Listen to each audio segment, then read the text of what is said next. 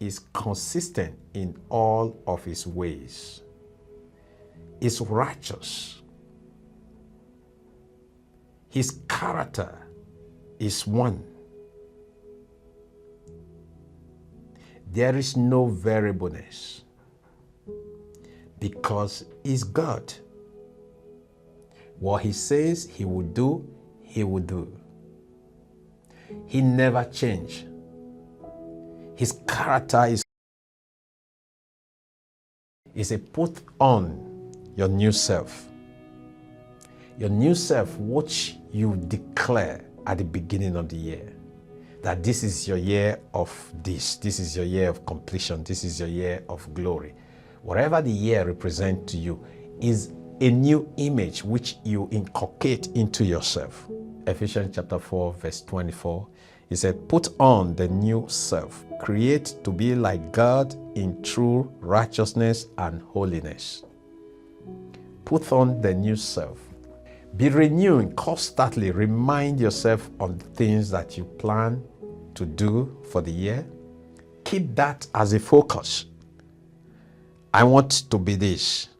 I am this. Remember what we said about subconsciousness in our previous messages. You become what you see. You are who you called yourself and what you convince yourself to be. Faith is what you've come to believe that you cannot see.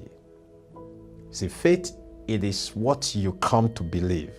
You encourage yourself to believe in, to form your mental attitude, a mindset that this is real, even though I'm not seeing it.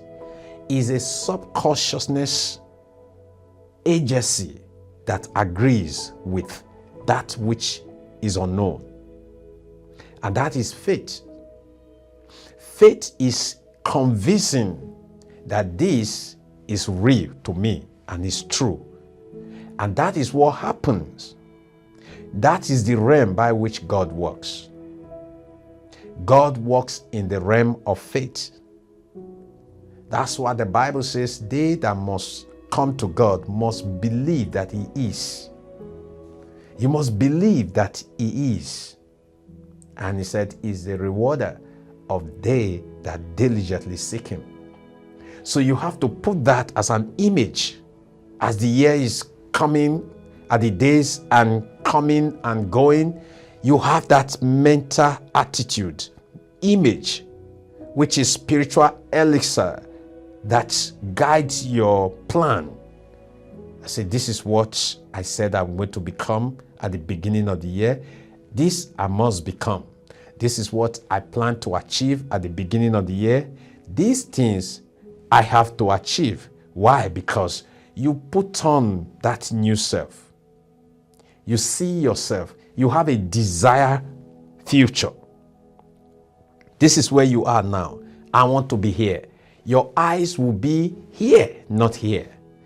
This is where I want to be.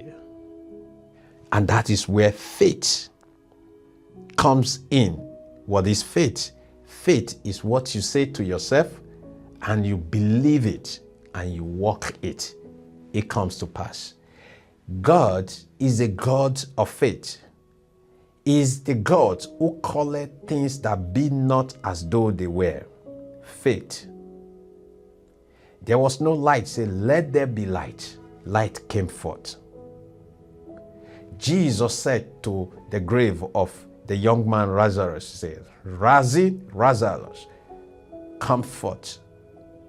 That is the realm by which God meets us. Faith. There is nothing else. And how do you fuel this faith? Is through the word, what is true to your word. The truth that you come to believe. And faith could be wrong faith, right faith, weak faith, strong faith. You could believe in the wrong thing and wrong things will be happening in your life. Belief, philosophy, what you have come to believe and accept. It forms your belief system. Then if you believe that this year is going to be this for me, stay focused. That image that you were, that new self, let that new self be consistent. Your subconsciousness is responsible to how you believe on what you become or what you attract. That is why the Bible says, as a man think in his heart, so he is. So this year, we have put on a new self to say, this is what we must become this year. This is the changes that we desire. This is our proposed changes. By the end of first quarter, this image must come to pass. Hold on. Hold on. Start firm. Be consistent with that image. And how not to lose sight is one, create an environment that encourages that image. Two, avoid the most popular places that people discuss the things that are not consistent with the image that you see. The Bible says, walk not in the counsel of the ungodly. It says, blessed is the man that walk not in the counsel of the ungodly. So the people you roll with for the year will cause the reduction and the diminishing of your inspiration.